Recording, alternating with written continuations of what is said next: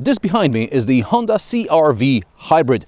Is it as efficient as Toyota RAV4 Hybrid, and is it as good to drive as the regular CR-V? Let's find out.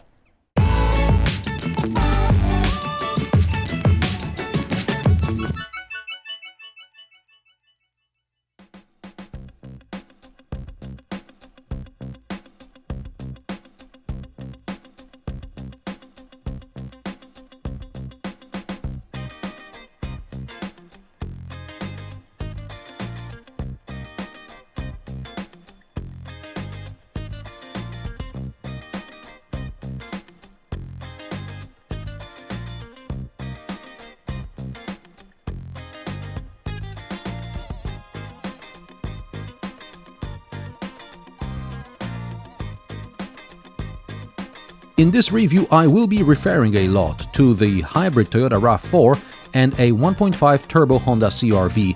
Links to my reviews of both of these cars are in the description below. If you want a more detailed interior and driving review, I suggest you watch these as well, because here I will be focusing on the hybrid aspect of the CR-V. From the outside, the only visible difference I can spot are the hybrid badges on the tailgate and on the front fenders. Another difference, which is harder to spot, is the ground clearance: 184mm for the hybrid instead of 201 for the regular CR-V with all-wheel drive. The first real difference is inside the boot. Here we have the top trim executive model with power tailgate. You can open the tailgate without having to unlock the car. Meanwhile, in the RAV4, you first have to unlock the car to remotely open the tailgate. Boots in both cars can be opened by gesture. Honda wins when it comes to the speed of opening and closing the tailgate. It takes just 8 seconds, while the Toyota RAV4 needs 11 seconds. 1 Mississippi, 2 Mississippi, 3 Mississippi, 4 Mississippi, 5 Mississippi, 6 Mississippi, 7 Mississippi, 8 Mississippi. Done! Hybrid CR-V boot volume is some 60 liters less than the internal combustion engine version. It's 497 liters and there is no double floor, so there is no place to store the boot cover. Also, there is no mini spare, only a tire repair kit.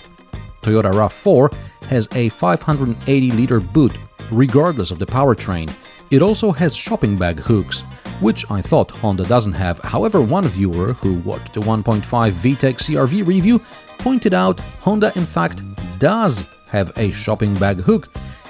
Indeed it does, and it is absolutely useless. Rear passenger space hasn't changed.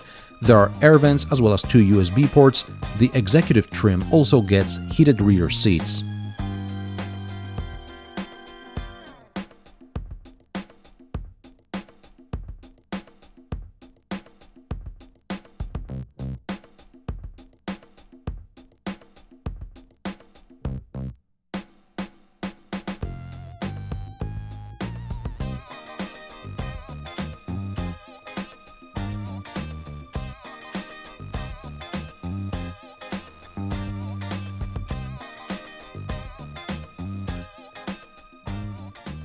In the front, 2 main changes are visible. One of them is a slightly different layout of the virtual instrument cluster to better display the hybrid system readouts. And secondly, instead of a gear lever, there are now 4 buttons, P, R, and D.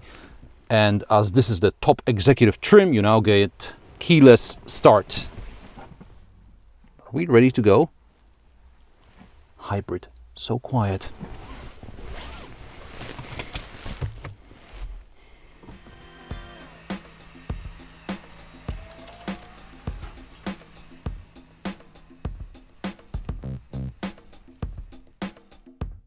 Honda CR-V, which I reviewed earlier, was powered by a 1.5-liter turbo petrol motor.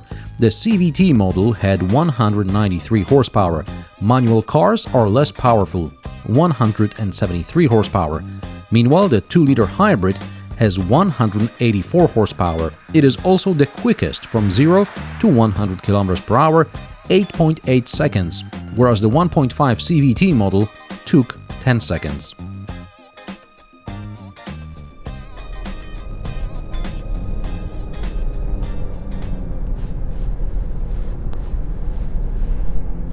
That said, in everyday use, the hybrid CR-V feels heavy, and this finds reflection in the manufacturer data. This car weighs 2,240 kilograms, even 600 kilograms more than the regular CR-V, and this affects how the car handles.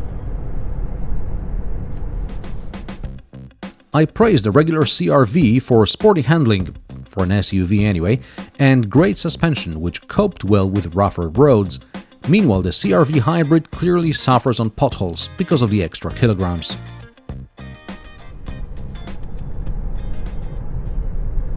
To be fair, the RAV4 Hybrid also weighs more than 2.2 tons, but it doesn't feel quite as heavy. Perhaps it's because it has a larger displacement engine to pull all this weight around.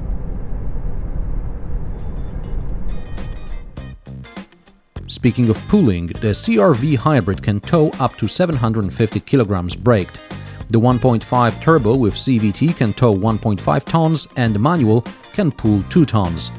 The RAV4 Hybrid can tow up to 800 kilograms front-wheel drive, 1650 all-wheel drive and up to 2 tons with the regular engine and manual gearbox.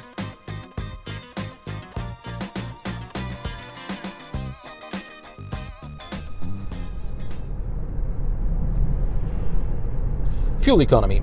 I managed to get 5.4 liters per 100 kilometers combined as per manufacturer's claims. I achieved a similar result in the hybrid RAV4.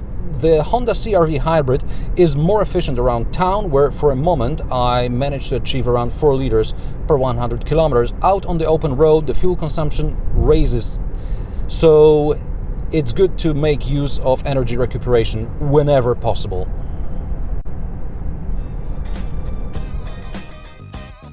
In the RAV4 Hybrid, paddle shifters are for imitating automatic gearbox feel. In the CR-V Hybrid, they are to increase or decrease recuperation level. Minus is for harder braking, plus is for less recuperation. The system resets itself after a few seconds of accelerating.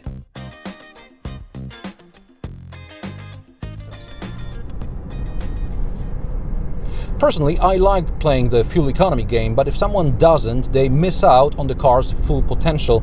Perhaps it would make sense to set the recuperation level and leave it there instead of resetting it every time, or maybe add automatic recuperation. Moreover, even in the highest recuperation setting, the deceleration is insufficient, so forget about one-pedal driving like in some EVs, where you brake by gradually lifting off the accelerator.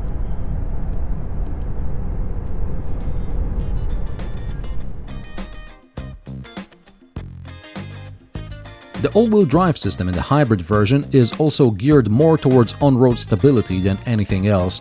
Even light obstacles are clearly more than the CR-V Hybrid can handle.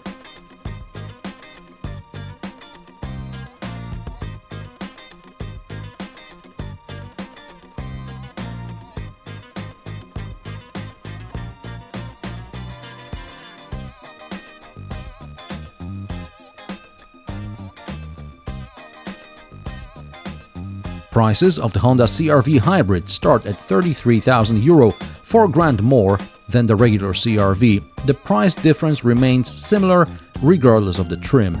This top trim executive model costs about €44,000. A top spec RAV4 Hybrid costs at least another 4 grand more.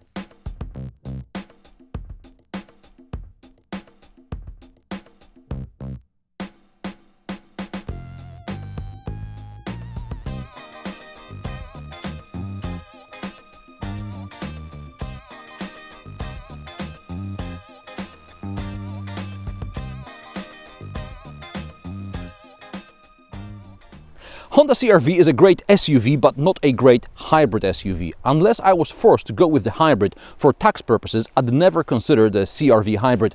And even then, there's always the RAV4 Hybrid, which is not the greatest SUV, but a better hybrid SUV. And what do you think? Is a regular hybrid SUV enough? Does it make sense to pay a bit more for a plug-in hybrid? Does it really cut emissions in the cities? Let me know in the comment section below. If you like this video, give it a thumbs up, subscribe to my channel, share this video with your friends. New episodes every Friday. Thanks for watching, and I will see you in the next one.